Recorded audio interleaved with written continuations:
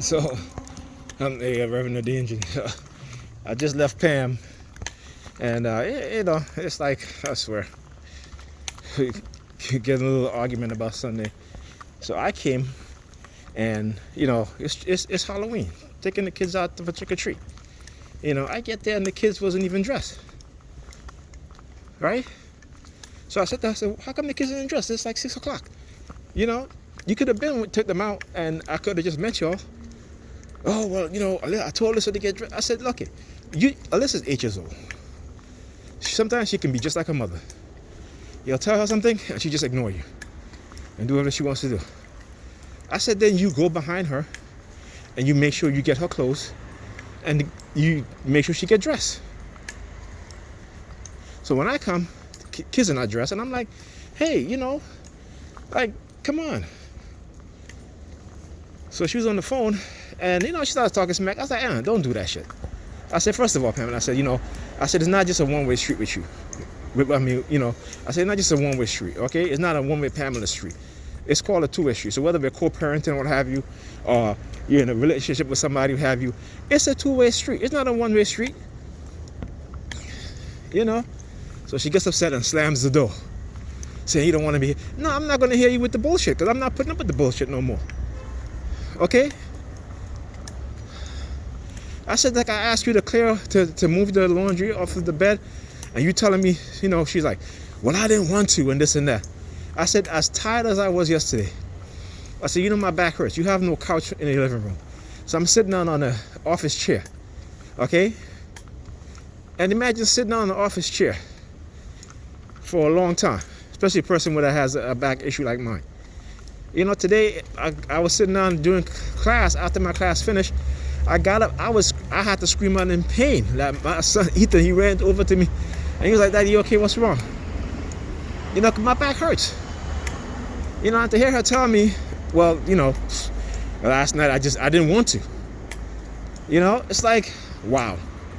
So I'm here helping you out, okay? Which again, I don't have to. I could take my ass home, okay? And that's what I did last night. I didn't say nothing. I just got dressed because she'd rather watch a video instead of, And then today he tried to tell me, well, you could have done it. I said, Pamela, I washed the clothes, I folded up your clothes, and I put them on your bed neatly. And all you had to do when you came home was to put your clothes away. But for the entire weekend, including tonight, those clothes were still on your bed. Okay? And she's like, well, no, I got the energy tonight to do it. I'm like, okay, but you had the energy to be on the phone for hours and shit over the weekend, but you didn't have the energy to put your clothes away. And on top of that, you telling me, oh, you didn't feel like doing it and you didn't want to do it last night? Because I told you how tired I was because I barely got enough sleep and I was so tired. That's the bullshit that I'm talking about. But she's never going to see it because, she's incapable of understanding and realizing these things. And I said, Sunday, if you know the kids wasn't ready, and I was coming over, you could have sent me a text and said, hey, you know what? Do you mind just taking Alyssa? Because Ethan doesn't want to go. And, I'm doing laundry. You know what I'm saying? And I'm just like, that's all you have to say. So when I came there and the kids wasn't ready, of course I was a little upset. Because now I have to wait for Alyssa to get dressed. Right? And then Ethan didn't want to go.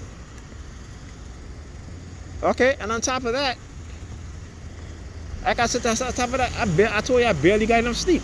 I was up until after 7 in the morning. Actually, after 9 o'clock in the morning. I was tired as heck. But those things don't ever play out in her mind because you know what? It's all about her. And when I mention these things, she thinks it's all about me. And I'm just like, well, how could it be all about me?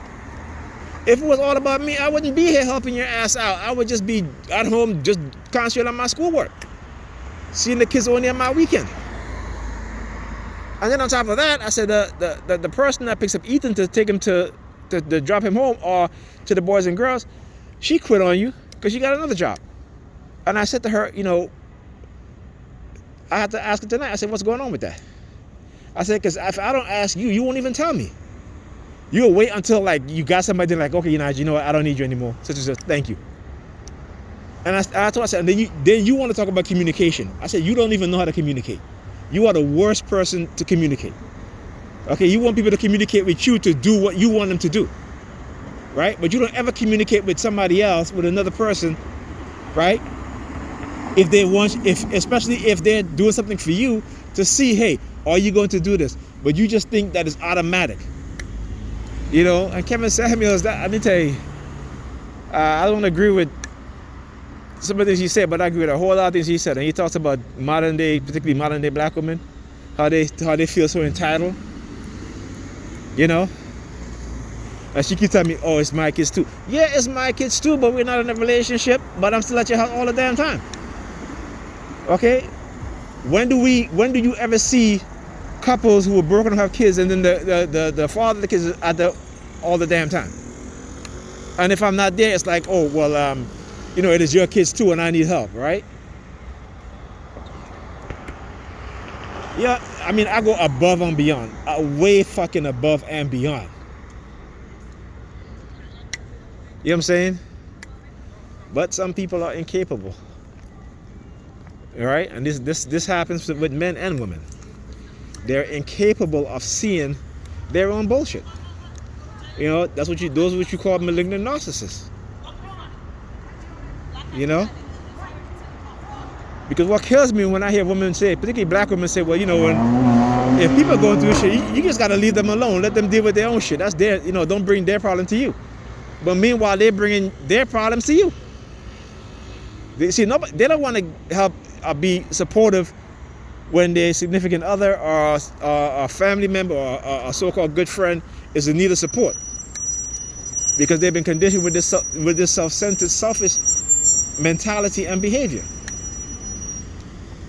All right,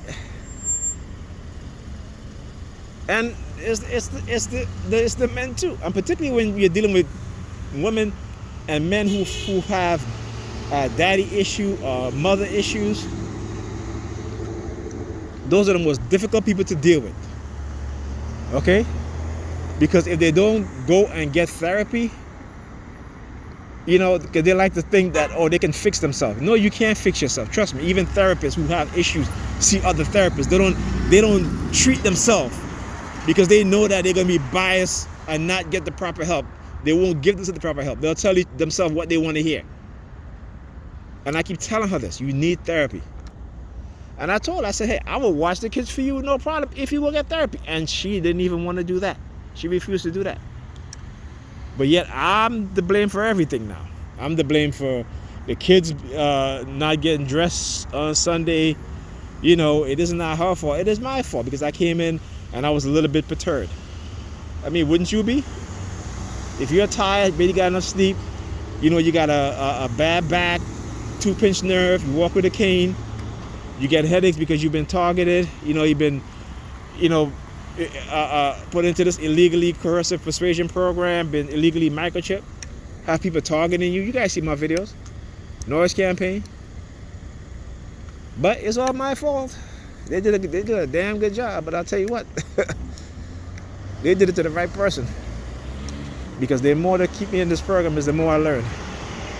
The more they try to give me a bad name is the more I expose them for who they are. Because like I said, for me, I don't have to lie.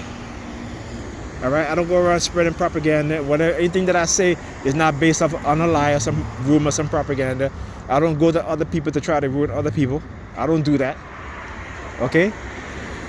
I just speak the truth. And that's the problem because a lot of us don't want to hear the truth. Particularly when it comes to black women, they don't hear the truth at all. They love their sweet lies. The truth is absolute enemy to them. The truth is like holy water to a vampire.